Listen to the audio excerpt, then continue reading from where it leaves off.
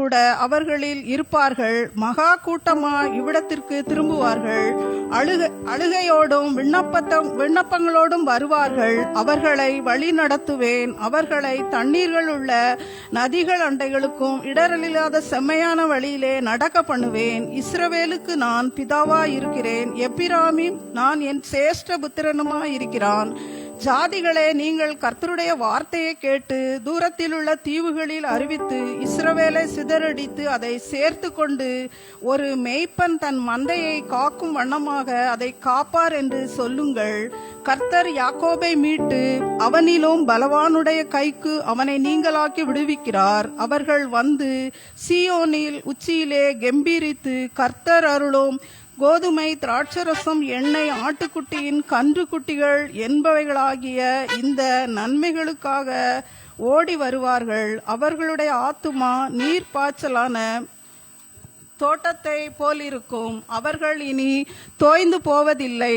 அப்பொழுது கன்னிகைகளும் வாலிபரும் முதியோரும் கூட ஆனந்த தத்தளிப்பாய் மகிழுவார்கள். நான் அவர்களை துக்கத்தை சந்தோஷமாக மாற்றி அவர்களை தேற்றி அவர்களை சஞ்சலம் நீக்க அவர்களை சந்தோஷப்படுத்துவேன். ஆசாரியர்களின் ஆத்துமாவை கொழுமையானவைகளினால் பூரிப்பாக்குவேன். என் ஜனங்கள் நான் அளிக்கும் நன்மையினால் திருப்தி ஆவார்கள் என்று கர்த்தர் சொல்லுகிறார் என்பதே. வாசிக்கும்படியான வேத பாடம் வாசித்தார். ஹல்லேலூயா, ஹல்லேலூயா. நீங்க இந்த எத்தனை தடவை நம்ம இதை வாசித்திருக்கோமோ தெரியல. இல்ல ஒரு காரியம் இருக்கு பாருங்க. யாக்கோபு அப்படின்னு சொல்லி இருக்கு. நீங்க குர்ஆன் எடுத்து வாசித்து பாத்தீங்கன்னா அதுல யாகூப் அப்படிங்கிற ஒரு வார்த்தை இருக்கும். எப்ராஹிம் அப்படின்னு இதுல சொல்லப்பட்டிருக்கு. எப்ராஹிம்னா அங்க இப்ராஹிம் அப்படின்னு பைபிள்ல சொல்லியிருக்கும். அவங்க இஸ்லாத்துல சொல்லியிருக்கோம். அப்போ ஒரு காரியத்தை யோசித்து பாருங்க. நம்ம எல்லாருமே சகோதர சகோதரிகளா இருக்கிறோம். ஹல்லேலூயா. அவங்க வேற இவங்க வேற நம்ம பிரிச்சு பார்க்க வேண்டிய அவசியமே நமக்கு இல்லை. இந்த நாள்ல ஆண்டவர் சொன்ன அந்த வார்த்தையின்படி என் ஜனங்கள் நான் அளிக்கும் நன்மையினால் திருப்தி அடைவார்கள். ஹல்லேலூயா. அந்த வசனத்துல அழகா சொன்னாங்க பாருங்க. எல்லாரும் அந்த வசனத்தை எடுத்துடுங்க. 14ஆம் வசனத்தை எல்லாரும் எடுத்துடுங்க. பைபிள்ல எடுத்து வாசித்து நம்ம துதி ஆராதனைக்காக கடந்து செல்ல போகிறோம். எரேமியா 31:14 என்னோடு சேர்ந்து வாசிக்க போறீங்க. எடுத்துட்டீங்களா? ஆசாரியர்களின் ஆத்துமாவை கொழுமை உள்ளவைகளினால் பூரிப்பாக்குவேன். என் ஜனங்கள் நான் அளிக்கும் நன்மையினால் திருப்தி ஆவார்கள். ஹல்லேலூயா. கர்த்தர் உங்களுக்கு வருகிற மாதத்திலே அளிக்க போற நன்மைகளினால் நீங்கள் திருப்தி அடைய போகிறீர்கள். ஆமேன். நாம் துதி ஆராதனைக்காக கடந்து செல்ல போகிறோம். நம்ம மத்தியில் இருக்கிற அருமையான டேவிட்சன் ராஜா துதி ஆராதனை எடுப்பாங்க.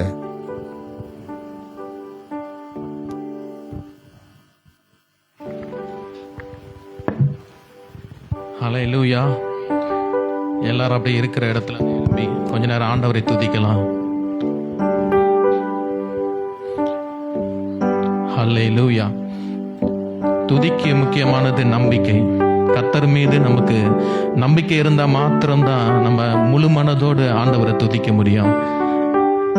நம்பிக்கைக்கு உரிய தேவன் நம்முடைய காரியங்களை எல்லா காரியத்தையும் அவர் வாய்க்கு செய்வார்ன்ற நம்பிக்கை இருந்தாதான் நம்ம முழு மனதோடு ஆண்டவரை துதிக்க முடியும். ஆமென்.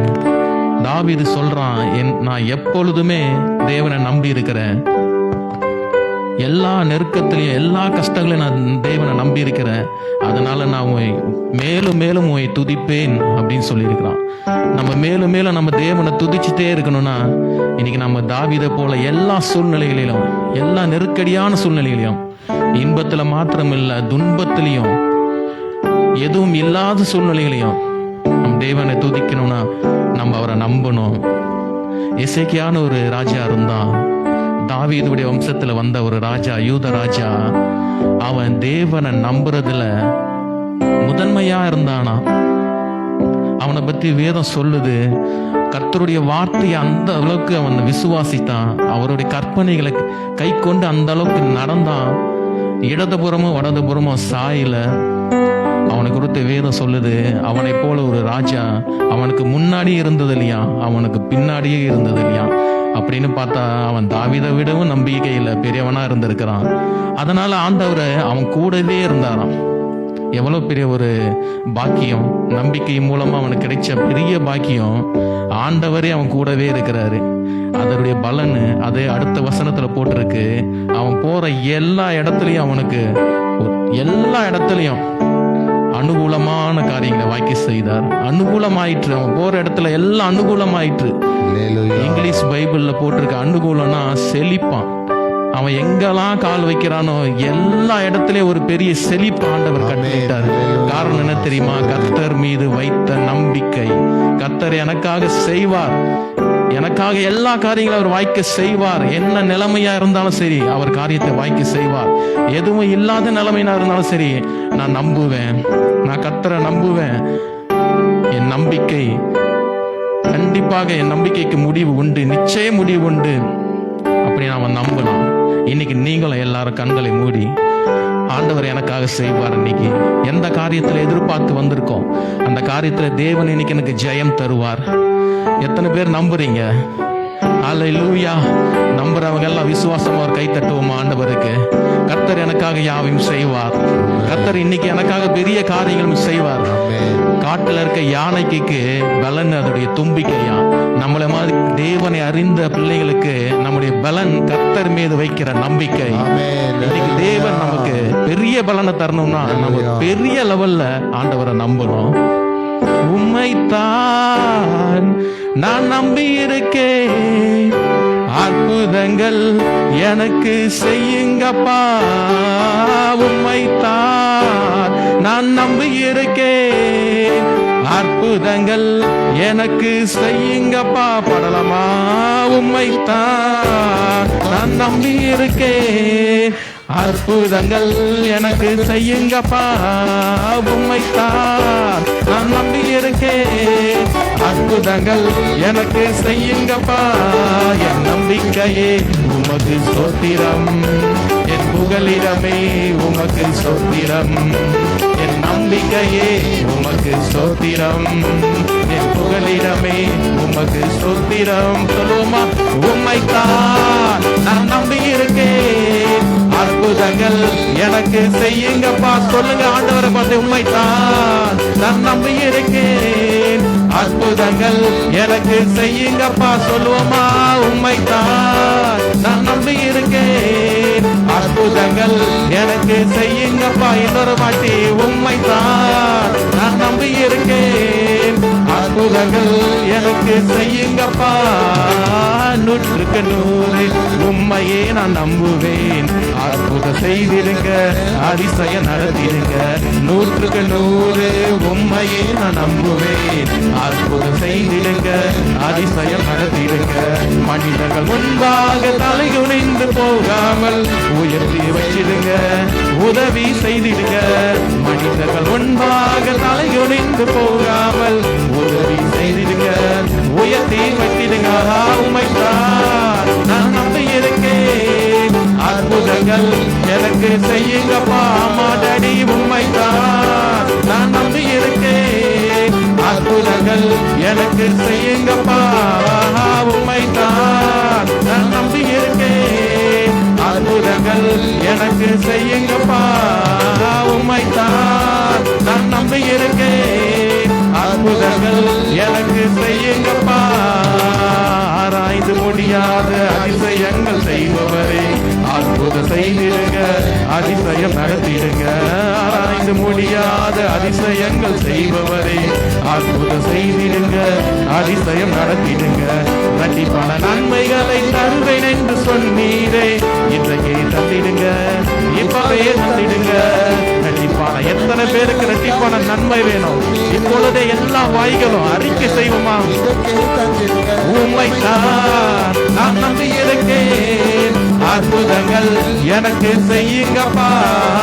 உம்மைத்தான் நான் நம்பி இருக்கேன், அற்புதங்கள் எனக்கு செய்யுங்கப்பா. என் நம்பிக்கையே உமக்கு ஸ்தோத்திரம், என் புகலிடமே உமக்கு ஸ்தோத்திரம். என் நம்பிக்கையே உமக்கு ஸ்தோத்திரம், என் புகலிடமே உமக்கு ஸ்தோத்திரம். எல்லாரும் சொல்லுங்க, உம்மைத்தான் நான் நம்பி இருக்கேன், அற்புதங்கள் எனக்கு செய்யுங்கப்பா. உம்மைத்தான் நான் நம்பி இருக்கேன், அற்புதங்கள் எனக்கு செய்யுங்கப்பா. உம்மை அல்லாமல் யார் என்னை உயர்த்தக்கூடும்? அற்புதம் செய்திடுங்க, அதிசயம் நடத்திடுங்க. உம்மை அல்லாமல் யார் என்னை உயர்த்தக்கூடும்? அற்புதம் செய்திடுங்க, அதிசயம் நடத்திடுங்க. ஐஸ்வர்யம் கனமுமே உம்மாலே தான் வருகிறது, ஆளுகை செய்யுங்கப்பா, மேன்மைப்படுத்துங்கப்பா. ஐஸ்வர்யம் கனமுமே உம்மாலே தான் வருகிறது, ஆளுகை செய்யுங்கப்பா, மேன்மைப்படுத்துங்கப்பா. உம்மைத்தான் நான் நம்பி இருக்கேன், அற்புதங்கள் எனக்கு செய்யுங்கப்பா. Thank you Lord. உம்மைத்தான் நான் நம்பி இருக்கேன், அற்புதங்கள் எனக்கு செய்யுங்கப்பா. உம்மைத்தான் நான் நம்பி இருக்கேன், அற்புதங்கள் எனக்கு செய்யுங்கப்பா. என் நம்பிக்கையே உமக்கு ஸ்தோத்திரம், என் புகலிடமே உமக்கு ஸ்தோத்திரம். என் நம்பிக்கையே உமக்கு ஸ்தோத்திரம், என் புகலிடமே உமக்கு ஸ்தோத்திரம். உம்மைத்தான் நான் நம்பி இருக்கேன், அற்புதங்கள் இன்னைக்கே செய்யுங்கப்பா. உம்மைத்தான் நான் நம்பி இருக்கேன், அற்புதங்கள் எனக்கு செய்யுங்கப்பா. உம்மைத்தான் நான் நம்பி இருக்கேன், அற்புதங்கள் எனக்கு செய்யுங்கப்பா. தாவீது சொல்றான், கர்த்தரை நம்பும் போது அவர் என் கால் எங்கே சிக்கிக் கொள்ளாதபடி என்னை காக்கிறார், எல்லா பிரச்சனையிலிருந்து என்னை விடுவிக்கிறார். தாவீது போல இன்னைக்கு நம்பணும். மனிதர்களை, சக மனிதர்களை நம்பணும்னா நம்ம கண்டிப்பா கைவிடப்படுவோம். இன்னைக்கு நம்மளுக்கு உதவி செய்யறேன்னு சொல்லுவாங்க, செய்வாங்க. யாருக்கு செய்வாங்கன்னா, அதே அவங்களுடைய ரேஞ்சிலேயே நம்ம இருந்தோம்னா திருப்பி இவங்களை செஞ்சா நம்மளுக்கு செய்வாங்கன்ற ஒரு அந்த ரேஞ்சில் நீங்க இருந்தீங்கன்னா மட்டும்தான் உங்களுக்கு உதவி செய்வாங்க.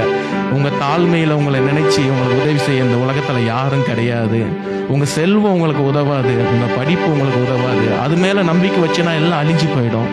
தேவன் மீது மாத்திரமே நம்பிக்கை வைக்கணும். அவர் ஒருவரே நம்பிக்கைக்கு உரியவர், நம்பிக்கைக்கு பாத்திரர். இந்த உலகத்துல நமக்கு வேற யாரும் கிடையாது, கர்த்தர் ஒருவர் மாத்திரமே.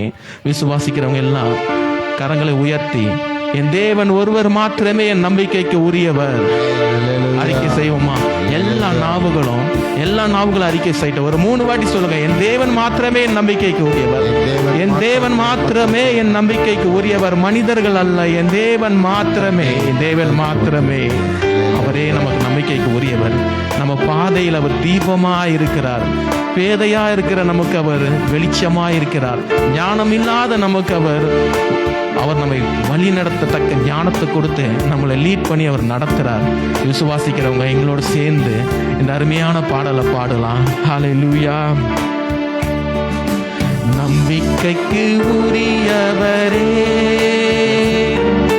நம்பி வந்தே உம் சமூகம், நம்புகிறே உம் வசனம்.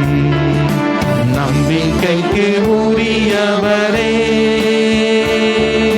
நம்பி வந்தேன் உம் சமூகம், நம்புகிறேன் உம் வசனம். பாதைக்கு தீபம், பேதைக்கு வெளிச்சம், உந்தன் வசனமே. ஆற்றல் மிக்கது, ஜீவன் உள்ளது, உந்தன் அருள் வாக்கு. அவர் வார்த்தை மீது நம்பிக்கை வைக்கலாமா? பாதைக்கு தீபம், பேதைக்கு வெளிச்சம், உந்தன் வசனமே. ஆமா தகப்பனே, ஆற்றல் மிக்கது, ஜீவன் உள்ளது, உந்தன் அருள் வாக்கு. சொந்த ஆற்றலை நம்பவில்லை, தந்தை உம்மையே சார்ந்து விட்டேன். சொந்த ஆற்றலை நம்பவில்லை, தந்தை உம்மையே சார்ந்து விட்டேன். வாக்குத்தத்தம்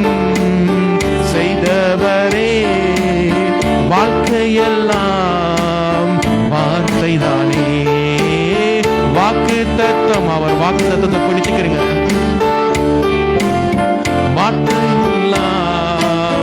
வார்த்தை தானே சொல்லுங்க. பாதைக்கு தீபம், பேதைக்கு வெளிச்சம், உந்தன் வசனமே ஆற்றல் மீக்கது, ஜீவன் உள்ளது, உந்தன் அருள்வாக்கு. பாதைக்கு தீபம், பாதைக்கு தீபம், பேதைக்கு வெளிச்சம், உந்தன் வசனமே ஆற்றல் மீக்கது, ஜீவன் உள்ளது, உந்தன் அருள்வாக்கு. மனிதனை நம்புவதை பார்க்கிலும் கர்த்தர் மேல் பற்றுதலாய் இருப்பதே நலம். அவருடைய வசனங்கள் ஒவ்வொன்றும் நம்மை வழி நடத்தும். நம்ம பாதைக்கு தீபமா இருக்கிறது. அவர் வாக்கை நம்பணும், அவர் வசனத்தை நம்புவோம். நம்முடைய சொந்த ஆற்றல் எதுக்கும் உதவாது. என்கிட்ட சக்தி இருக்கு, எனக்கு திறன் இருக்கு, இந்த வேலையை செஞ்சு நான் என்னுடைய தேவைகளை சந்திப்பேன்னு நம்ம நினைச்சோம்னா நமக்கு ஒரு சின்ன பலவீனம் வந்தா நம்ம எங்க இருப்போம் தெரியாது. நம்பிக்கை கர்த்தரை மாத்திரம் சார்ந்து இருக்கணும். அவர் மட்டுமே நமக்கு பாதைக்கு தீபம். இன்னொரு வாட்டி பாடலாமா? பாதைக்கு தீபம், பேதைக்கு வெளிச்சம், ஆமா ஆற்றல் மீக்கது, ஜீவன் உள்ளது, உந்தன் அருள்வாக்கு. பாதைக்கு தீபம், பேதைக்கு வெளிச்சம், உந்தன் வசனமே ஆற்றல் மீக்கது, ஜீவன் உள்ளது, உந்தன் அருள்வாக்கு. உம்மை நம்புகிற மனிதர்களை உமது அன்பு என்றும் சூழ்ந்து கொள்ளும். உம்மை நம்புகிற மனிதர்களை உமது அன்பு என்றும் சூழ்ந்து கொள்ளும். உள்ளமெல்லாம் மகிழுரையா, உம்பசனம் நம்புவதா. உள்ளமெல்லாம் மகிழுரையா, உம்பசனம் நம்புவதால். பாதைக்கு தீபம், பேதைக்கு வெளிச்சம், உந்தன் வசனமே ஆமா ஆற்றல் மீக்கது, ஜீவன் உள்ளது, உந்தன் அருள்வாக்கு. அவர் வாக்கு கொடுத்துட்டா போதும், அது ஜீவன் இருக்கு. தீபம், பேதைக்கு வெளிச்சம், உந்தன் வசனமே ஆற்றல் மிக்கது, ஆற்றல் மீக்கது, ஜீவன் உள்ளது, உந்தன் அருள்வாக்கு. நன்றி தகப்பனே, நன்றி தகப்பனே. தேவனை தன் துணையாய் கொண்டிருக்கிற ஜனம் பாக்கியம் உள்ளது. நிச்சயமாக துணையாய் நீங்க தேவனை தெரிந்து கொண்டீங்கன்னா நீங்க பாக்கியம் உள்ளவர்களா இருப்பீங்க. நிச்சயமாக உங்க நம்பிக்கை இந்த நாள்ல வீண் போகாது. எந்த காரியங்களுக்காக எல்லாம் இப்போ ஜெபிச்சீங்களோ, கர்த்தரை நோக்கி துதிச்சீங்களோ, எந்த காரியத்துக்காக நீங்க இப்போ கர்த்தருடைய பாதத்துல மன்றாடுனீங்களோ, நம்பிக்கை வைத்து இன்னைக்கு போங்க. கர்த்தர் உங்களுக்கு எல்லா காரியங்களையும் வாக்கி செய்வார். ஆமென், ஆமென். ஹல்லேலூயா. கர்த்தருடைய நாமத்திற்கு மகிமை உண்டாவதாக. கர்த்தருடைய செய்திக்கு நாம் கடந்து செல்வதற்கு முன்பதாக ஒரு சில அறிவிப்பை சொல்றேன். வருகிற வியாழக்கிழமை இரவு 7 மணி ஜெபம் இருக்காது. அதுக்கு மேல 10:30 மணிக்கு முழு இரவு ஜெபம் உண்டு. வருகிற சனிக்கிழமை உபவாச ஜெபம் உண்டு. அந்த உபவாச ஜெபத்தில் உற்சாகமாக கலந்து கொள்ளுங்க. கர்த்தர் பெரிய காரியங்களை செய்து வருகிறார். இன்னைக்கு மத்தியானம் ஜெபம் முடிஞ்சோன்னா எல்லாருக்கும் ஒரு அன்பின் ஐக்கிய விருந்து உண்டு. அதற்காக நீங்கள் ஜெபித்துக் கொள்ளுங்க. வருகிற சனிக்கிழமை பிறந்த நாளை கொண்டாடுகிற முடிச்சூர்லேருந்து வந்திருக்கிற அருமையான பிளஸ்ஸி டென்சிங்காக நாம் ஜெபிக்க போகிறோம். எல்லாரும் சந்தோஷமாய் கரங்களை தட்டி அந்த மகளை நாம் வாழ்த்துவோம். கர்த்தர் தாமே அவளுக்கு பெரிய காரியங்களை செய்வாராக. சின்ன சிறு வயதில் என்னை குறித்து கொண்டார், தூரம் போயினும் என்னை கண்டு கொண்டார். ஒருவேளை அந்த பிள்ளை அவங்க சின்ன வயசுல இங்கே இருந்தாலும் மற்ற எல்லாருமே பெங்களூர்ல தான் இருந்தாங்க. இப்போ முடிச்சூர்ல இருக்கிறாங்க. கர்த்தர் அந்த மகளை ஆசீர்வதிக்கும்படி பிளஸ் பண்ணுவாங்க.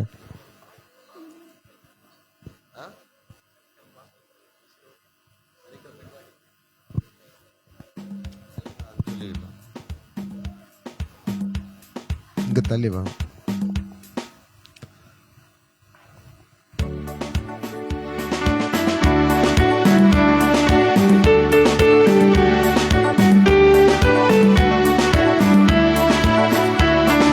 சிறு வயதில் என்னை கூறி தோன்றான், தூரம் போயினும் கண்டு கொண்டான். சிறு வயதில் என்னை கூறி தோன்றினார், தூரம் போயினும் கண்டு கொண்டார். தமது ஜீவனை எனக்கும் அளித்து ஜீவன் பெற்றுக் உரைத்தார். தமது ஜீவனை எனக்கும் அளித்து ஜீவன் பெற்றுக் உரைத்தார். ஆனந்தமே பரமானந்தமே, இது மாபெரும் பாக்கியமே. ஆனந்தமே பரமானந்தமே, இது மாபெரும் பாக்கியமே. இந்த பாதலத்தில் சொந்தக்காரவர் எந்த உள்ளத்தில் சொந்தமானார். இந்த பாதலத்தில் சொந்தக்காரவர் எந்த உள்ளத்தில் சொந்தமானார். ஆண்டவரே, நாங்களுமே சோதரிக்கிறோம். அருமையான மகள் பிளஸிக்காக நாங்கள் நன்றி செலுத்துகிறோம். கத்தர் கொடுத்த இந்த வாய்ஸ் நாட்களினுடைய கூட்டி கொடுத்திருக்கிற தயவுக்காக நாங்கள் நன்றி செலுத்துகிறோம். ஆண்டவரே, கத்தர் அவளுக்கென்று கொடுத்த அருமையான கணவர் டென்சிங்காக நாங்கள் ஜெபிக்கிறோம். ஆண்டவர் இந்த வருஷத்திலே உங்களை பெருக பண்ணுவாராக, உங்களை மிகவும் திரளாய் பெருகும்படி உங்களை வர்த்திக்க பண்ணுவாராக. உங்கள் கையின் பிரயாசங்கள் எல்லாவற்றிலும் தேவன் ஆசீர்வாதத்தை கட்டளையிடுவாராக. உங்கள் குடும்பத்திலே சமாதானத்தையும் சந்தோஷத்தையும் கட்டளையிடுவாராக. நீடித்த நாட்களால் நான் உன்னை திருப்தியாக்கி என் ரட்சிப்பை உனக்கு காண்பிப்பேன். ஆசீர்வதியும் அப்பா. ஏலிம் ஜெப வீட்டார் எல்லாரும் உங்களை மனப்பூர்வமாய் வாழ்த்துகிறோம். கர்த்தர் உங்களை ஆசீர்வதிப்பாராக. இயேசுவின் நாமத்தினாலே ஆமென். God plus.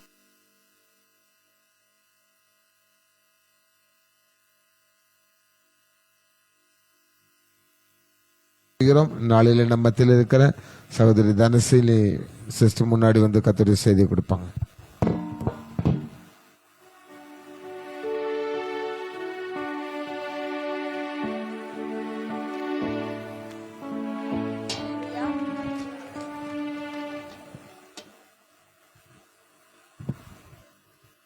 ஆண்டவராகிய இயேசுவின் நாமத்தினால் உங்கள் வாழ்த்துகிறேன்.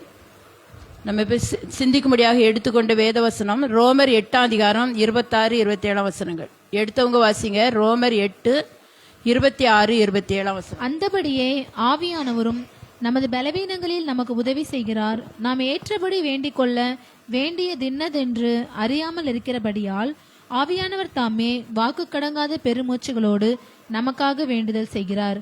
ஆவியானவர் தேவனுடைய சித்தத்தின்படியே பரிசுத்தவான்களுக்காக வேண்டுதல் செய்கிறபடியால் இருதயங்களை ஆராய்ந்து பார்க்கிறவர் ஆவியின் சிந்தை இன்னதென்று அறிவார். ஹல்லேலூயா.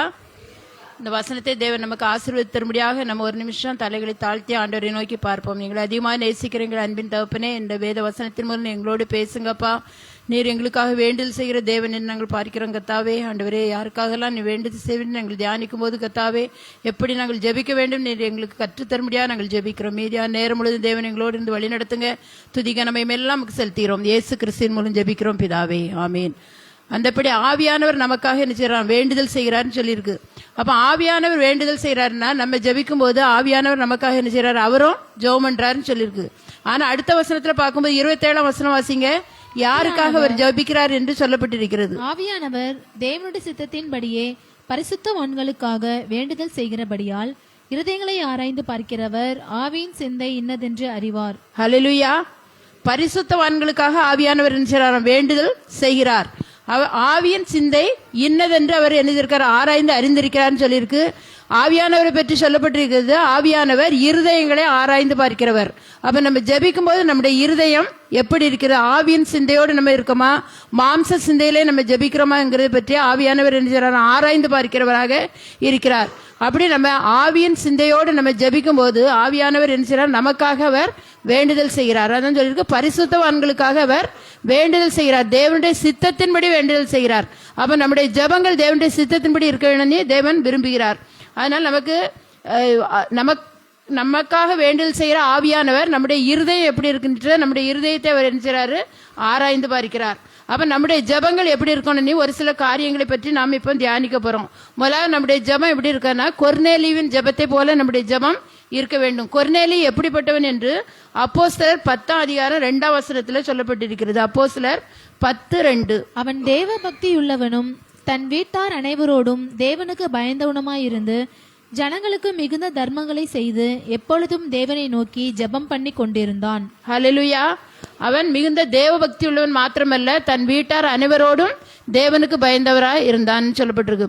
அது மட்டும் இல்ல, அவன் என்ன செய்தான, மிகுந்த தர்மங்களை, ஏழைகளுக்கு ரொம்ப உதவி செய்தான், எப்பொழுதும் ஜெபம் செய்து கொண்டே இருந்தான்னு சொல்லியிருக்குது. அப்ப அப்படிப்பட்ட ஜெப வாழ்க்கை நம்முடைய வாழ்வில் காணப்படுகிறதான்னு நம்ம பார்க்கணும். அப்படிப்பட்டவர்களுக்கு அவன் தேவனுக்கு அவன் மட்டும் பயந்தில்ல, தன் வீட்டாரையும் தேவனுக்கு பயப்படுகிறவர்களாக அவன் நினைச்சுதான் மாற்றி வச்சிருந்தான். எப்பொழுதும் அவன் நினைச்சுதான் ஜெபம் பண்ணி தேவனோடு ஐக்கியம் உள்ளவனாக இருந்தபடினால தேவன் அவனுடைய விண்ணப்பத்தை கேட்டார். தேவன் உடனே என்ன செய்தாராம், அவனுடைய விண்ணப்பங்கள், அவனுடைய ஜெபம், அவனுடைய தர்மங்கள் எல்லாம் தேவனுடைய சந்நிதியில் எட்டினதுன்னு பின்னால் உள்ள வசனங்களில் சொல்லப்பட்டிருக்கு. அப்படி தேவனுடைய சமூகத்தில் அவனுடைய ஜெபங்களும் விண்ணப்பங்களும் அவனுடைய தர்மங்களும் தான தர்மங்களும் போய் எட்டினபடினால தேவன் என்ன செய்தார்னா, அவனுக்காக ஒரு தேவதூதனை என்ன செய்தார், அனுப்பினார். அந்த தேவதூதன் பிரத்யட்சமாக என்ன செய்தான், அந்த கொர்நேலியுவுக்கு தரிசனமானான். காலையில 10ஆம் மணி வேளையில அவன் ஜெபம் பண்ணி கொண்டிருக்கும் போது தேவதூதன் நிற்கிறான். அப்ப அந்த தேவதூதனை பார்த்த உடனே அவனுக்கு எப்படி இருந்திருக்கும், சந்தோஷமா இருந்தாலும் என்ன செய்யும், ஒரு பக்கம் ஒரு இப்ப நம்ம இங்க உட்கார்ந்துட்டு இருக்கோம், இங்க நமக்கு முன்னால ஒரு தேவதூதன் வந்தா நம்ம என்ன செய்வோம், ஒரு பயம் நமக்கு வந்துடும். எதுக்காக இந்த தேவதூதன் வந்திருக்கான்னு. அப்போ அவன் பயந்து இருக்கும்போது தேவதூதன் சொல்றான், உன்னுடைய ஜபங்களும் உன்னுடைய தான தர்மங்களும் தேவனுடைய சந்நிதியில் எட்டினது. அதனால நீ செய்ய வேண்டியது என்னதென்று நீ அறியும்படிக்கு என்ன செய், யோப்பா பட்டணங்கிற பட்டணத்துல பேதுரு ஒரு சீசன் இருக்காரு, அவரை அழைக்கிறதுக்கு நீ ஆள் அனுப்பி நீர் அவளை அழைத்து அவனோடு பேசும்போது அவன் என்ன செய்வான், சத்தியத்தை உனக்கு அறிவிப்பான்னு சொல்லிட்டு தேவதூதன் போயிடுறாரு. உடனே அப்படி இவர் ஜெபம் பண்ணிட்டு இங்க இந்த சம்பவம் நடக்குது. அங்க பேதுரு இருக்கிற இடத்துல அவர் ஒரு தரிசனம் பாக்குறாரு. அந்த தரிசனத்துல ஒரு துப்பட்டின்னு சொல்லிருக்கு, ஒரு கூண்டு மாதிரி ஒண்ணு என்ன செய்யுது, வானத்திலிருந்து இறங்கி வருகிறது. அதுல பலவிதமான மிருகங்கள் இருக்கு, சுத்தமில்லாத மிருகங்களும் அங்க காணப்படுகிறது. அப்போ ஒரு சத்தம் அவனுக்கு கேக்குது, பேதுருவே எழுந்து அடித்து புசின்னு. அப்ப பேதுரு சொல்றாரு, இந்த மாதிரி தீட்டான ஒரு மிருகங்களையும் நான் என்ன செய்யல, சாப்பிட மாட்டேனே அப்படின்னு சொல்லும்போது, தேவன் சுத்தமாக்கினதே நீ தீட்டாக எண்ணாதே அப்படின்னு சொல்லி சத்தம் கேட்குது. மறுபடியும் என்ன செய்யுது, 2வது தடவையும் திரும்ப என்ன செய்யுது, அதே சத்தம் கேட்குது. 3 தடவை இந்த மாதிரி என்ன செய்யறாரு, பேதுருவே எழுந்து அடித்து பூசினி. ஆனா இவனுக்கு இந்த அர்த்தம் ஒண்ணுமே தெரியாம அவன் இப்படி சிந்தித்து கொண்டிருக்கும் போது இந்த கொர்நேலியுவினால் அனுப்பப்பட்ட மனுஷர்கள் என்ன செய்றாங்க, பேதுருவே அழைக்கிறதுக்காக வராங்க. அப்ப உண்மையிலே தேவன் பேசினா யார் இடத்துல பேசுறாரு, முதலாவது கொர்நேலியிட்டும் பேசுறாரு, அதே காரியத்தை என்ன செய்றாரு, பேதுருக்கும் வெளிப்படுத்தி போக சொல்றாரு. இப்படி இந்த தரிசனத்தை கண்டு பயந்துட்டு இருக்கும்போது தேவன் அந்த மனுஷர்கள் 3 பேர் கொர்நேலியுவினால் அனுப்பப்பட்ட மனுஷர்கள் அவனுடைய வீட்டு வாசல்ல நிற்கிறாங்க. பேதுருன்னு யார் இங்க இருக்கிறாங்களான்னு கேட்கும்போது பேதுரு, ஆவியானவர் அங்க பேதுருக்கு சொல்றாரு, நான் தான் அந்த 3 பேரை அனுப்பியிருக்கேன், நீ போய் அவங்களோட போ, நீ அங்க பேச வேண்டிய காரியங்களை சொல்லுவேன்னு அவனை அனுப்பி விடுறாரு. அப்போ உடனே என்ன செய்யற, அவங்கள அழைத்து அவங்களை உபசரித்து அவர்களோடு சேர்ந்து பேதுருவும் கொர்நேலியு வீட்டுக்கு போன உடனே கொர்நேலியு அவரை வரவேற்றது மட்டும் இல்ல, அந்த பேதுருடைய வார்த்தைகளை, தேவனுடைய வார்த்தைகளை, இந்த சுவிசேஷ வார்த்தைகளை, இயேசு கிறிஸ்துவை பற்றிய வார்த்தைகளை கேட்பதற்கு அவன் என்ன செய்யறானா, அவனோடு பணிபுரிந்தவர்கள், அவனுடைய வேலைக்காரங்க, அவனுடைய உறவினர்கள், அவனுக்கு தெரிஞ்சவங்க, அக்கம் பக்கத்துல எல்லாரையும் கூட்டி என்ன செய்தான், ஆயத்தமா காத்திருக்கான். பேதுரு வருவாரு, நமக்கு ஆண்டோடைய வார்த்தைகளை சொல்ல போறாருன்னு என்ன செய்தான், ஒரு ஆயத்தமா இருக்கான், ஒரு வாஞ்சோடு அவன் காணப்படுகிறான். அந்த வாஞ்சை இருந்தாதான் நம்மளும் நினைச்சோம் அந்த வசனங்கள் நம்முடைய உள்ளத்திலே கிரியை செய்யும். அதனால அவன் வாஞ்சோடு இருந்த உடனே பேதுரு பேச தொடங்கி ஆண்டவரை பற்றி சொல்றான். ஆண்டவர் இப்படி நம்முடைய பாவங்களுக்காக மரித்து அடக்கமிடப்பட்டார். 3ஆம் நாள்ல அவர் உயிரோடு எழுந்தார். நாங்க அதுக்கு என்ன செய்யறோம்? சாட்சிகளா இருக்கோம். தேவன் அவரை பரிசுத்த ஆவினால அவரை அபிஷேகம் பண்ணினபடினால் அவர் எப்படிப்பட்டவராக இருந்தார்னா, இயேசு கிறிஸ்து வல்லவராக இருந்தார். பிசாசின் வல்லமையில் அகப்பட்ட யாவரையும் குணமாக்கினார், பல அற்புதங்களை செய்தார் என்று ஆண்டோட மகத்துவங்களை குறித்து பேதுரு என்ன செய்யறான்? பேசுறவன் இந்த வாஞ்சியோடு வந்த மக்கள் மீது பரிசுத்த ஆவியானவர் பொழிந்திரளப்பட்டார்னு சொல்லியிருக்குது. அப்ப நம்முடைய ஜெபங்கள் எப்படி இருக்கணும்னா, கொர்நேலியை போல எப்பொழுதும் நாம் தேவனோடு சஞ்சரிக்கிறவர்களாக, தேவனோடு பேசுகிறவர்களாக நம்ம காணப்பட வேண்டும். அப்ப நமக்காக தேவன் என்ன ஒரு தேவதூதனை அனுப்புகிறார். நம்முடைய விண்ணப்பங்களுக்கு அவர் என்ன செய்றார்? பதில் தருகிறார். உடனே அவங்க என்ன செய்றாங்கன்னா, ஆண்டவரை ஏற்றுக்கொண்டு ஞானஸ்நானம் பெற்றார்கள் சொல்லப்பட்டிருக்குது. அந்த இப்ப கொர்நேலியை பற்றி நம்ம பார்க்கும்போது, கொர்நேலி ஆண்டவருடைய சந்ததியில் அவன் பிறந்தவன் கிடையாது, யூதன் அல்ல, அவன் ரோமன். ஆனாலும் கூட புறஜாதியாரும் என்ன செய்யறாங்க? ஆண்டோட வார்த்தைகளை கேட்கிறார்கள். நம்ம எல்லாம் யூத ஜனங்கள்ல, நம்ம எல்லாம் புறஜாதிகள் தான். ஆனா ஆண்டோடைய ரத்தத்தினால் கழுவப்பட்டு நம்ம விசுவாசிகளாக ஆனபடினால் நம்ம ஆண்டோடைய பிள்ளைகளாக மாறி இருக்கிறோம். வேதம் சொல்கிறது, தேவனுடைய இயேசு கிறிஸ்துவை ஏற்றுக்கொண்டவர்கள் எத்தனை பேர்களோ அத்தனை பேர்களும் தேவனுடைய பிள்ளைகளாகும்படி அதிகாரம் கொடுத்தார்கள். அப்ப ஆண்டவரை நம்ம ஏற்றுக்கொள்ளும் போது நம்ம யாருன்னா ஆண்டோடைய பிள்ளைகள். இப்ப நம்ம எல்லாம் யாரு? ஆண்டவரை தேடி வந்திருக்கோம், ஆண்டவரை ஏற்றுக்கொண்ட பிள்ளைகளா இருக்கிற அப்படினால நம்ம எல்லாம் யாருன்னா ஆண்டவருடைய பிள்ளைகள், தேவனுடைய பிள்ளைகள்ங்கிற அதிகாரத்தை தேவன் நமக்கு கொடுத்திருக்கிறார். அப்ப நம்முடைய ஜெபங்களுக்கு தேவன் என்ன செய்றார்? பதில் தருகிறார். நமக்காக என்ன செய்றாரு? ஆவியானவரும் என்ன செய்றார்? வேண்டுதல் பண்ணுகிறார். இப்ப அந்த கொர்நேலியை ஜெபம் பண்ணும்போது தேவன் அவருடைய தூதரை அனுப்பி அவருடைய வாஞ்சியை நிறைவேற்றினது போல நாமும் கொர்நேலியை போல தேவனுக்கு பயந்தவர்களாக, தேவனுடைய வார்த்தைக்கு கீழ்ப்படுகிறவர்களாக, எப்பொழுதும் ஜெபிக்கிறவர்களாக நம்ம காணப்பட்டா நமக்காகவும் தேவன் நினைச்சுவாரு, தேவ தூதர்களை அனுப்புவார். தேவ தூதரை அனுப்புவார். வானத்திலிருந்து தேவ தூதர்கள் வரமாட்டாங்க. நம்முடைய தேவைப்படுகிற நேரங்களில் நமக்கு உதவிகள் தேவைப்படும் போது தேவன் ஒரு மனிதனை நமக்காக நினைச்சுவாரு, உதவி செய்யும்படியாக தேவன் நினைச்சுவாரு, அனுப்புவார். அது அந்த நேரத்தில் நமக்கு ஒரு தேவதூதனை போல நமக்கு உதவி செய்வதற்கு ஆட்களை தேவன் நினைச்சுவாரு, அனுப்புவார். அப்ப நம்ம எப்படி இருக்கணும்னா, கொர்நேலியை போல தேவனுக்கு பயந்தவர்களாக, நம்ம வீட்டாரையும் தேவனிடத்தில் வழி நடத்துகிற பிள்ளைகளாக நம்ம காணப்பட்டால் நம்முடைய ஜெபங்களுக்கும் தேவன் நினைச்சுவார், பதில் செய்வார். அப்ப அந்த நேரத்துல அவன் ஆண்டவருடைய வார்த்தையை விசுவாசத்தை ஏற்றுக்கொண்டு அத்தனை பேரும் நினைச்சாரு, ஆண்டவருடைய பிள்ளைகளாக மாற்றப்பட்டாங்க. பாவ மன்னிப்பை பெற்று ஞானஸ்நானம் பெற்று அபிஷேகத்தை பெற்றார்கள் நம்ம பாக்குறோம். அடுத்தபடியாக நம்முடைய ஜெபம் எப்படி இருக்கணும்னா, நம்ம கருத்தாக ஜெபிக்கிறவர்களாக இருக்கணும். ஏதோ ஒன்று சும்மா வந்தோம் போனோம் வீண் வார்த்தைகளை அலப்பணுங்கிறது இருக்கக்கூடாது. நம்முடைய ஜெபம் எப்படி இருக்கன்னா, கருத்தான ஜெபமா இருக்கணும். அதுக்கு எலியாவை பற்றி நம்ம பார்க்கும்போது யாக்கோபு 5ஆம் அதிகாரம் 17-18 வசனம் வாசிங்க. யாக்கோபு 5:17-18.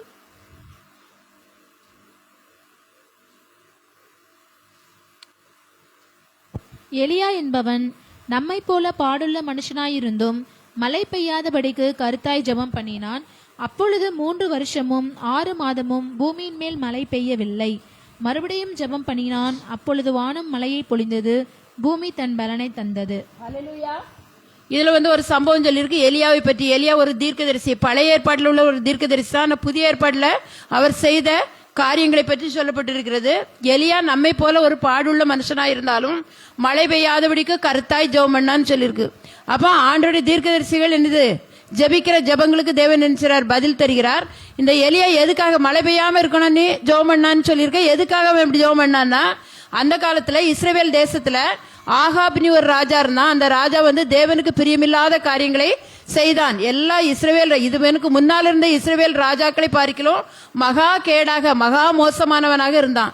அதாவது ஆண்டவரை விட்டு, தேவனை விட்டு வழி விலகி பாகால்களை சேவித்தான், விக்கிரகங்களை அவன் சேவித்தான். அதே மாதிரி அவனுடைய மனைவி ஏசபேலும் கூட என்ன செய்தா? பாகாலை வழிபட்டால், தன்னுடைய கணவனை வழி விலகி போக செய்தாள். அதனால இந்த எலியா சொல்றான், இந்த என்ன செய்யாது, தேசத்துல 3 வருஷம் மழை பெய்யாதுன்னு கர்த்தருக்கு முன்பாக நிற்கிற நான் சொல்கிறேன்னு என்ன செய்தான்? சொல்லிட்டு போயிட்டான். இதை பார்த்தோன்னா ஆகாப் ராஜா, ஒரு ராஜா முன்னால போய் ஒரு மனுஷன், சாதாரணமான ஒரு மனுஷன் போய் மழையே பெய்யாது பஞ்சம் வரப்போகுது அப்படின்னு அவனுடைய பாவத்தை சுட்டி காட்டினா அவன் என்ன செய்யிருப்பான்? அவனுக்கு இருக்க அதிகாரத்தை வைத்து அவனை என்ன செய்யலாம்? கொலை பண்ணியிருக்கலாம். அதே மாதிரி தான் என்ன செய்றாங்க, எலியா சொல்லிட்டு போயிட்டாரு. ஆனா ஆண்டவர் சொல்றாரு எலியாவை பார்த்து, நீ கேரியத்தினி ஒரு ஆறு இருக்கு, அந்த ஆற்றண்டையில ஒளிந்து கொண்டிரு, அங்கே நான் உன்னை போஷிப்பதற்கு காகங்களுக்கு கட்டளையிடுவேன், அந்த தண்ணீரை நீ குடித்து அங்க காலத்தை கழித்து கொண்டிருன்னு சொல்றாரு. அப்படி இவன் வந்து நினைச்சிடான், இந்த ஆகாப் ராஜாவுக்கு பயந்து அந்த ஆத்தங்கர ஓரத்துல ஒளிச்சிருக்கிறான்.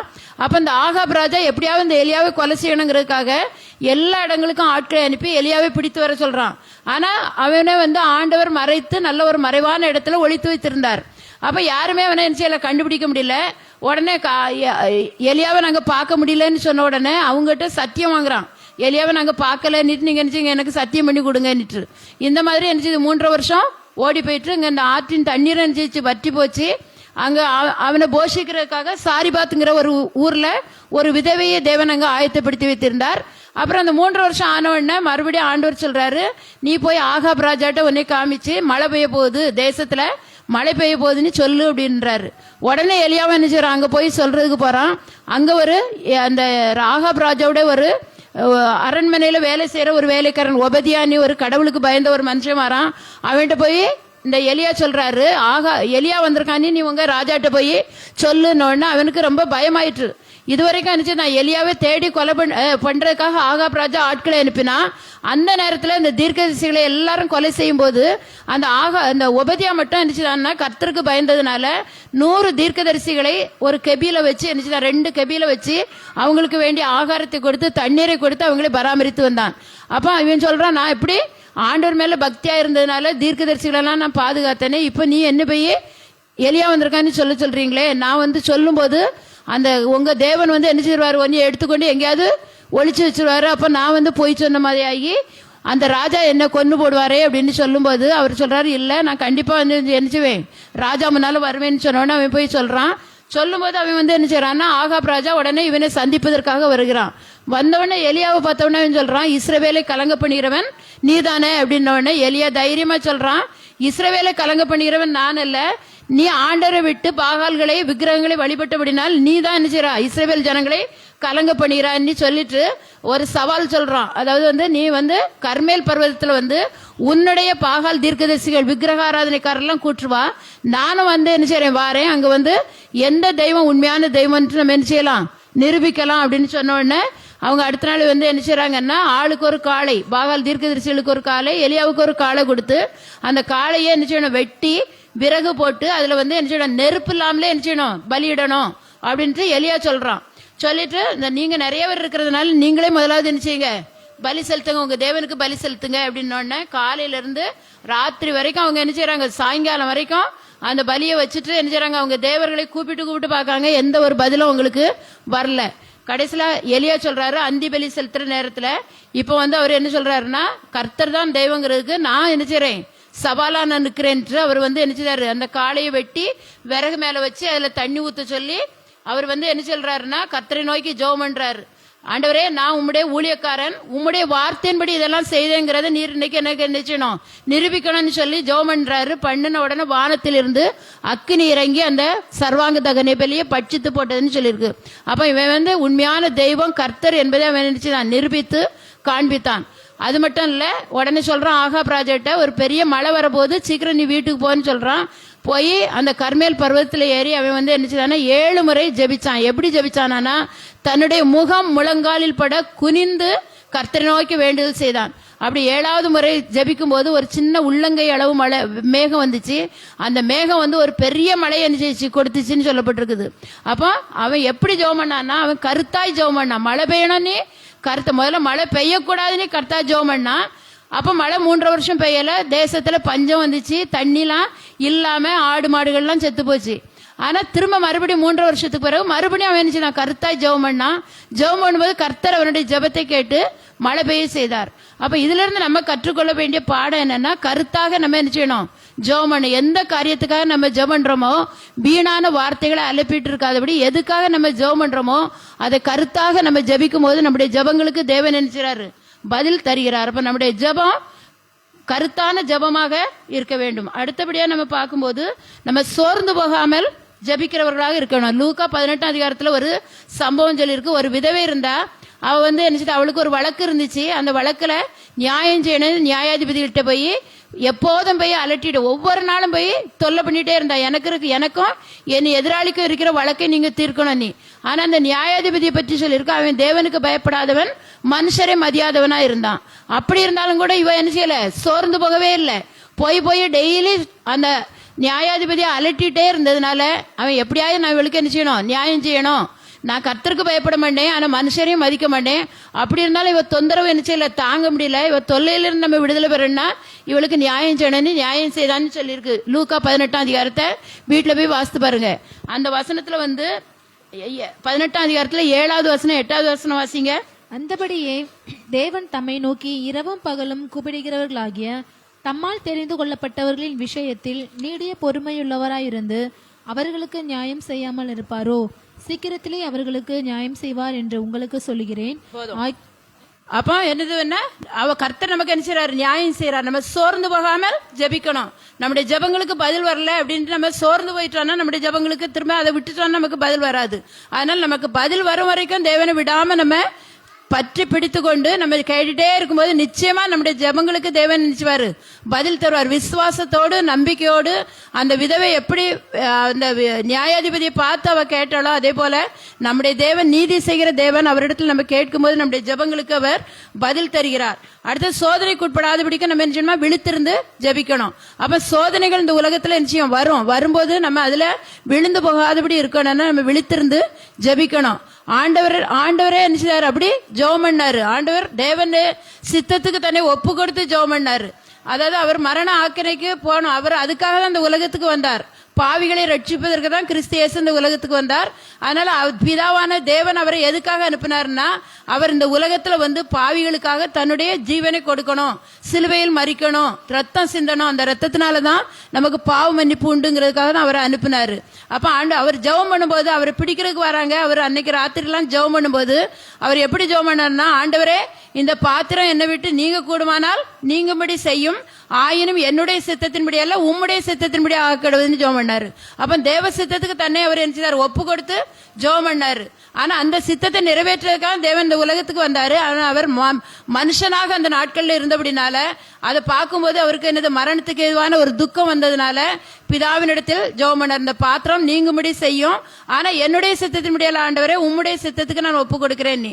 ஆனா மரணம் அவருக்கு வந்துச்சு, சிலுவையில் அறைந்தாங்க, 3வது நாள் உயிரோடு எழுந்தாரு.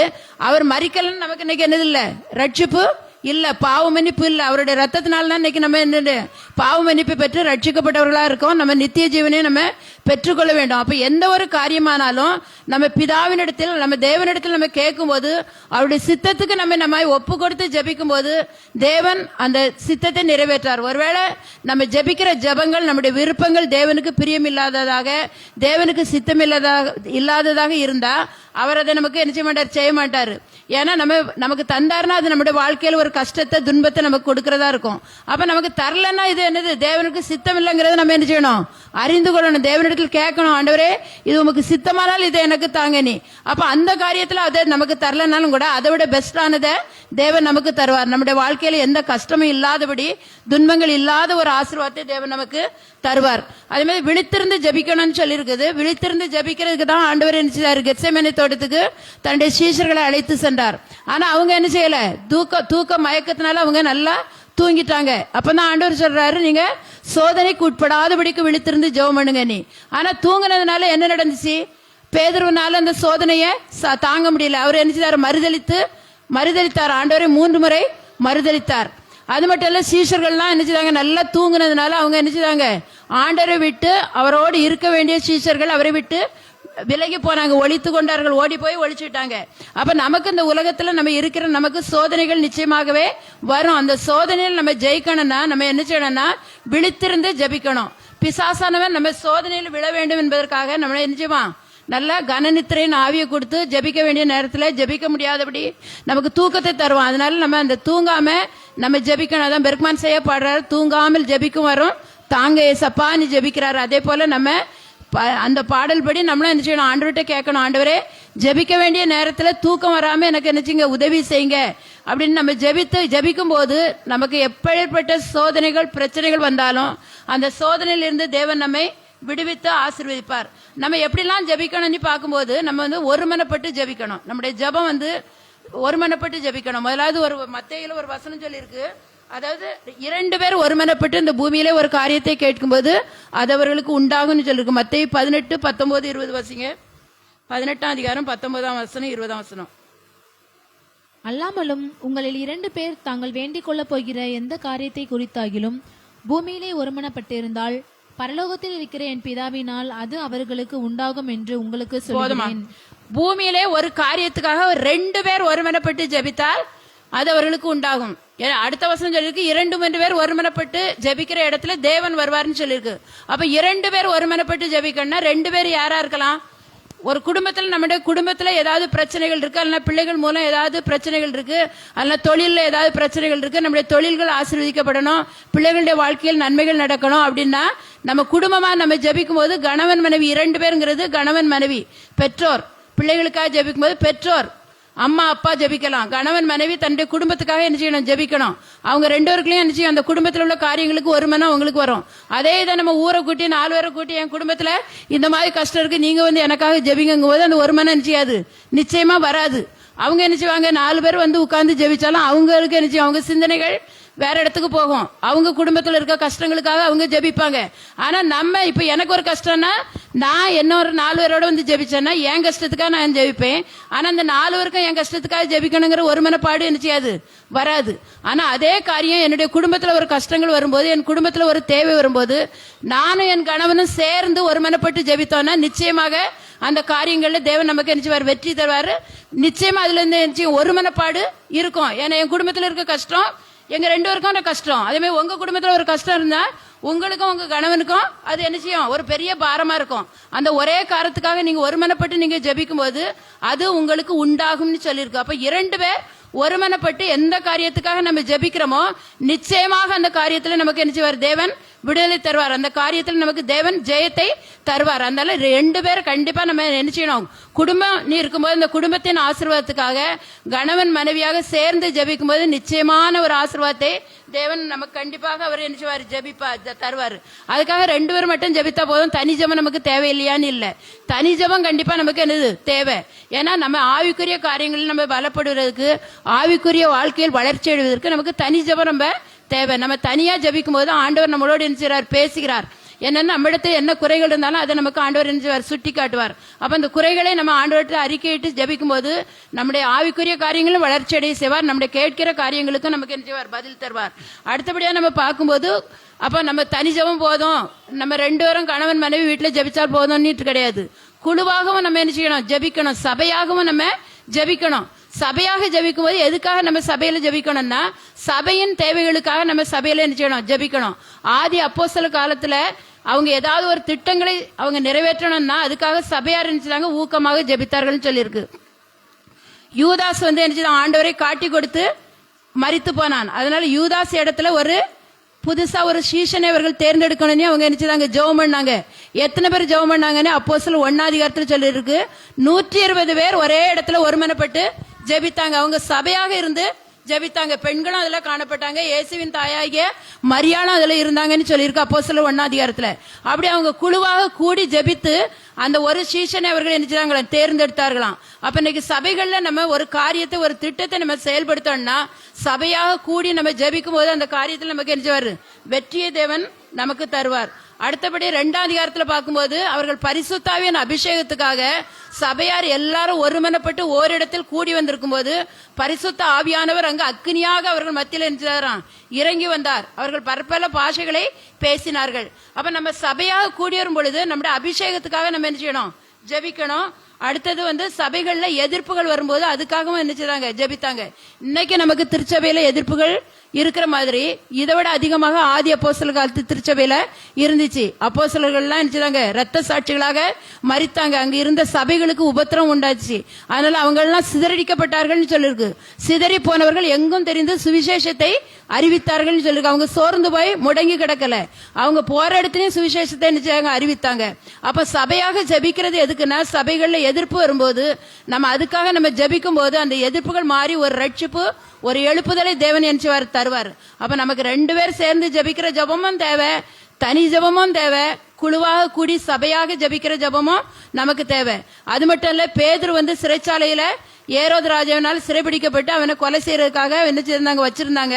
ஆனா சபையார் அவனுக்காக என்ன செய்தாங்க, அவன் விடுதலை பெற்று வரணும்னு ஊக்கமாக ஜெபித்தார்கள்.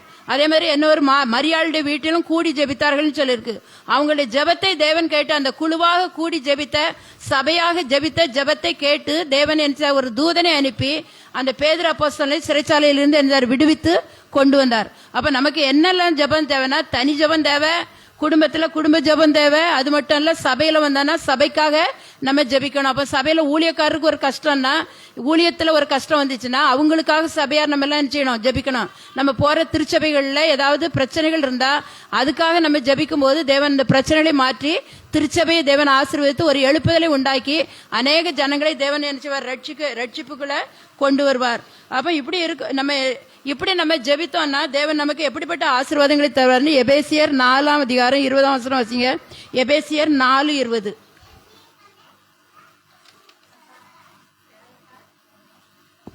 எபேசியர் 4:20. நீங்களோ இவ்விதமாய் கிறிஸ்துவை கற்றுக்கொள்ளவில்லை. 4:20 19. நாம் நினைப்பதற்கும் வேண்டிக் கொள்வதற்கும். எபேசியர்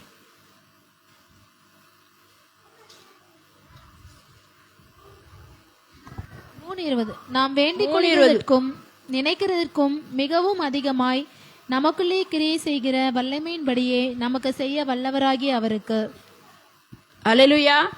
நம்ம இப்படிப்பட்ட ஜெப வாழ்க்கை நம்முடைய வாழ்க்கையில் காணப்பட்டுச்சுன்னா நம்ம சோர்ந்து போகாமல் விழித்து இருந்து எப்பொழுதும் நம்ம தேவனோடு ஐக்கியமா இருந்து நம்ம ஜெபிக்கும் போது, தனி ஜெபத்திலும் குடும்ப ஜெபத்திலும் குழுவாக கூடிய சபை ஜெபத்திலும் நம்ம இருக்கும்போது நாம் நினைப்பதற்கும் வேண்டிக் கொள்வதற்கும் மிகவும் அதிகமாய் நம்ம எதை நினைக்கிறோமோ அதை விட ரொம்ப அதிகமா நமக்கு என்ன செய்வாராம். நம்ம வேண்டிக் கொள்ற நம்ம ஜெபிக்கிறதை விட அதிகமான ஆசீர்வாதங்களை தேவன் நமக்கு தர அவர் வல்லவராய் இருக்கிறார்னு சொல்லியிருக்கு.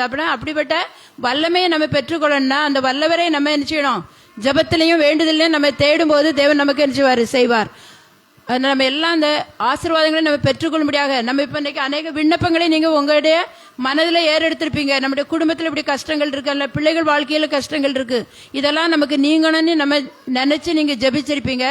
ஆண்டவர் இன்னைக்கு உங்களை பார்த்து தான் சொல்றாரு, நாம் நினைப்பதற்கும் வேண்டிக் கொள்வதற்கும் மிகவும் அதிகமாய் உங்களுக்கு செய்ய வல்லவர் அவர். அந்த வல்லவரை நீங்க விட்டு விடாம அவரை நோக்கி பார்த்து ஒவ்வொரு நாளும் அவரோடு நம்ம ஐக்கியமா இருந்து ஆவியிலே நிறைந்து அவரை விசுவாசித்து நம்ம ஜபிக்கும் போது உங்களை அதிகமாக ஆசீர்வதிக்க வல்லவராக இருக்கிற அந்த ஆசீர்வாதங்களை நம்ம பெற்றுக்கொள்ளும்படியாக நம்ம எழுந்திருந்து நம்ம எல்லாரும் ஜபிப்போம். எல்லாரும் ஒரு நிமிஷம் எழும்பி கண்களை மூடி, ஆண்டவரே எங்களுக்கு இப்படிப்பட்ட கிருபைகளை தாங்க ஏசப்பா, இப்படிப்பட்ட ஜப ஜீவியத்தை எங்களுடைய வாழ்க்கையில் தாங்க ஏசப்பா அப்படின்னு சொல்லி நீங்க ஜபிங்க. உங்க குடும்பத்துக்காக நீங்க ஜபிக்கும் போது ஒருவேளை கணவன் ரட்சிக்கப்படாம இருக்கலாம், இல்ல மனைவி ரட்சிக்கப்படாம இருக்கலாம். ஆண்டவரே அவங்களையும் நீங்க ரட்சித்து நாங்கள் ஒரு மனமா நாங்க ஜபிக்கணும், ஒரு மனமான ஜபத்துக்கு நீங்க பதில் தருவீங்கன்னு சொல்லியிருக்கா. அது உங்களுக்கு உண்டாகுன்னு சொன்னீங்களே ஆண்டவரே. உலக பிரகாரமா நம்ம பார்க்கும்போது சூழ்நிலைகளை பார்க்கும்போது அந்த காரியத்தில் நம்ம ஜெயத்தை பெற்றுக்கொள்ள முடியாத ஒரு சூழ்நிலையா காணப்படலாம். ஆனா அந்த சூழ்நிலையை கூட தேவன் மாற்றி அந்த ஆசீர்வாதங்களை தேவன் உங்களுக்கு தர வல்லவராய் இருக்கிறார். அதனால அவரை நோக்கி நம்ம இந்த வேலையில பார்ப்போம், நம்ம ஒப்பு கொடுத்து நம்ம ஜெபிப்போம். ஆண்டவரே எங்களுக்கு இந்த ஜெப ஆவியை எங்களுக்கு ஊற்றுங்கன்னு கேட்போம். ஜெபிக்கும் போது வருகிற தூக்கத்தின் கனநித்திரின் ஆவியை எங்களை விட்டு எடுத்து போடுங்க ஏசப்பா. ஜெபிக்க வேண்டிய நேரத்தில் நாங்கள் ஜெபிக்கணும், இடைவிடாமல் நாங்கள் ஜெபிக்கணும்னு சொல்லியிருக்கு. தானியேல் இடைவிடாம ஜெபித்த போது தேவனவனே அந்த சிங்கங்களின் கைக்கு தேவனவனை பாதுகாத்தார். அதனால இதே போல நம்ம இடைவிடாமல் தேவனை நோக்கி பார்க்கும் போது நமக்கு வருகிற துன்பங்கள், ஆபத்துகள், இடுக்கண்களுக்கு தேவன் நம்மை விலைக்கு பாதுகாக்க வல்லவராய் இருக்கிறார். நம்ம ஜபிக்கும் போது நம்ம அறை வீட்டுக்குள் பிரவேசித்து அந்தரங்கத்தில் இருக்கிற பிதாவை நோக்கி நம்ம ஜபிக்கும் போது தேவன் வெளியரங்கமான ஒரு பதிலை தேவன் நமக்கு தருவார். ஒருவேளை மனுஷர்கிட்ட நம்ம போய் சொன்னா நம்மளை தூற்றி திரிவாங்க. ஆனா நம்முடைய பிரச்சனைகளுக்கு, நம்முடைய போராட்டங்களுக்கு, நம்முடைய தேவைகளுக்கு, நம்முடைய வீட்டுக்குள்ள நம்ம அறை வீட்டை பூட்டி மற்றவர்கள்ட்ட தெரியாதபடி கர்த்தரை மாத்திரம் நோக்கி பார்த்து அந்தரங்கத்தில் இருக்கிற பிதாவை நோக்கி நம்முடைய ஜபங்களை, நம்முடைய விண்ணப்பங்களை நம்ம ஏறெடுக்கும் போது அந்தரங்கத்தில் பார்க்கிற பிதா நம்முடைய இருதயத்தை பார்த்து, நம்முடைய உள்ளந்தரியங்களை பார்த்து அவர் நம்மை ஆசீர்வதிக்க வல்லவராக இருக்கிறார். அப்ப அந்த பதில் அவர் நமக்கு தரும்போது வெளியரங்கமா இருக்கும். நான் இப்படி ஜெபித்தேன், தேவன் எனக்கு பதில் தந்தார், நம்ம எல்லாத்திட்டையும் சொல்லலாம். நம்முடைய விண்ணப்பங்களை எல்லாத்திட்டையும் சொல்றதை விட நம்ம தனியா இருந்து ஜெபித்து அந்த ஆசீர்வாதங்களை பெற்றுக்கொண்டு அதை மற்றவர்கிட்ட சொல்லும் போது தேவனுடைய நாமம் மையப்படும், நமக்கு அது ஒரு ஆசீர்வாதமா இருக்கும். அதுக்காக நம்ம ஜெபிப்போம். எங்களை அதிகமாக நேசிக்கிற எங்கள் அன்பின் தகப்பனே, ஆண்டவரே, இந்த வேலைக்காக நாங்கள் நன்றியோடு துதிக்கிறோம் அப்பா. ஆண்டவரே, எப்படி ஜெபிக்க வேண்டும் என்பதை பற்றி நாங்கள் தியானித்தோம் கர்த்தாவே. ஆண்டவரே, நாங்கள் ஒருமனப்பட்டு ஜெபிக்கிற ஒருமன ஆவியை நீ கொடுங்கப்பா. ஆண்டவரே, குடும்பத்தில் ஜெபிக்கும் போது குடும்ப ஜெபத்தை எல்லாருக்கும் நீ ஏற்படுத்தி கொடுக்க முடியாது ஜெபிக்கிறோம் கர்த்தாவே. ஆண்டவரே, குடும்பத்தில் கணவன் மனைவிகளுக்கு இடையே ஒருமன ஆவியை நீங்க கொடுங்க ராஜா. ஒரு மனத்தை கடிக்கிற பொல்லாத அசுத்தாவிகளின் கிரியைகளை இயேசுவின் நாமத்தினால இப்பொழுதே நாங்கள் கட்டி கர்த்தாவே ராஜா அப்புறப்படுத்துகிறோம் அப்பா.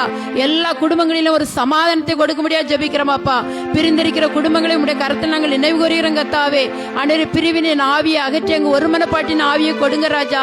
பிரிந்த குடும்பங்கள் சந்தோஷமாக வாழ நீர் உதவி செய்ய முடியாது ஜெபிக்கிறோம். இங்க வந்திருக்கிற ஒவ்வொருவருக்காக நாங்கள் ஜெபிக்கிறோம் அப்பா. என்னென்ன விண்ணப்பங்களை வேண்டுதல்களை உடைய சமூகத்தில் இப்பொழுது ஏறெடுத்துக் கொண்டிருக்கிறார்களோ இயேசுவே, நீர் அவர்களுடைய இந்த இருதயத்தின் அந்தரங்களை அறிந்திருக்கிற தேவன் கர்த்தாவே. அவர்கள் இருதயத்தின் ஆழத்திலிருந்து உம்மை நோக்கி கூப்பிடுகிற அந்த ஜெபத்துக்கு நீர் வெளியரங்கமான பதில் கொடுக்க முடியாது நாங்கள் ஜெபிக்கிறோம் கர்த்தாவே. ஆண்டவரே, கர்த்தர் என் ஜெபத்துக்கு பதில் தந்தார் என்று சாட்சியாக சொல்ல முடியாத தேவனே, நீர் உதவி செய்ய முடியாது ஜெபிக்கிறோம் கர்த்தாவே. இவர்கள் விரும்புவதிலும் வேண்டுவதிலும் அதிகமான ஆசீர்வாதங்களை அதிகமான நன்மைகளை இவர்களுக்கு நீங்க கொடுக்க முடியாது நாங்கள் ஜெபிக்கிறோம் கர்த்தாவே. அப்பா, நீர் கொடுக்கிற நன்மையினால் அவர்கள் திருப்தி அடைய முடியாது நாங்கள் ஜெபிக்கிறோம் கர்த்தாவே. அவர்கள் சாட்சியாக ஒவ்வொருவரையும் நீ நிறுத்த முடியாது ஜெபிக்கிறோம் கர்த்தாவே. அவருடைய குடும்பங்களை நீங்க ஆசீர்வதிங்க, கைட்டு செய்யற வேலைகளை ஆசீர்வதிங்க, பிள்ளைகளை ஆசீர்வதிங்க, படிக்கிற பிள்ளைகளை ஆசீர்வதிங்கப்பா. உங்களுடைய ஞானத்தினால் பிள்ளைகளை நிரப்புங்க ராஜா. கடன் பிரச்சனையோடு யாராவது இருந்தா கர்த்தாவே, ஆண்டவரே, அவர்கள் வேண்டிக் கொள்கிற அந்த வேண்டுதலை கேட்டு கர்த்தாவே அப்பா, அவர்கள் கடன் பிரச்சனை அவர்களுக்கு விடுதலை கொடுக்க முடியாது நாங்கள் ஜெபிக்கிறோம் அப்பா. என்னென்ன பாடுகள் உபத்திரவங்கள் மத்தியில மக்கள் வந்திருக்கிறார்களோ அவர்களுக்கு நீர் அவைகளிலிருந்து விடுதலை கொடுக்க முடியாது நாங்கள் ஜெபிக்கிறோம் ராஜா. சுயநமா இருக்கிற பிள்ளைகளுக்காக கூட நாங்கள் ஜெபிக்கிறோம் தகப்பனே. ஆண்டவரே, நீர் கர்த்தாவே பலவீனங்களை மாற்றி பலப்படுத்த முடியாது ஜெபிக்கிறோம். பலவீனத்திலே உடைய பலன் பூரணமாய் விளங்க முடியாது ஜெபிக்கிறோம் கர்த்தாவே. ஆண்டவரே, பரிபூரண ஆரோக்கியத்தை ஒவ்வொருவருக்கும் நீங்க கொடுக்க முடியாது நாங்கள் ஜெபிக்கிறோம் கர்த்தாவே. நாங்கள் இங்கு வந்தது நல்லது என்று கண்டுகொள்ள முடியாத ஒவ்வொருவருக்கும் நீங்க அற்புதங்களை செய்து ஆசீர்வதிக்க முடியாது ஜெபிக்கிறோம் கர்த்தாவே. துதி கன மகிமை எல்லாம் நமக்கு செலுத்துகிறோம். இயேசு கிறிஸ்துவின் மூலம் ஜெபிக்கிறோம் பிதாவே, ஆமென். எல்லாரும் சேர்ந்து சொல்லுவோமா? என் ஆத்துமாவே கர்த்தரை சோத்திரி, என் முழுவலுமே பரிசுத்த நாமத்தை சோத்திரி. என் ஆத்துமாவே கர்த்தரை சோத்திரி, கர்த்தர் செய்த சகல உபகாரங்கள் மறவாதே. ஆமென், ஆமென், ஆமென்.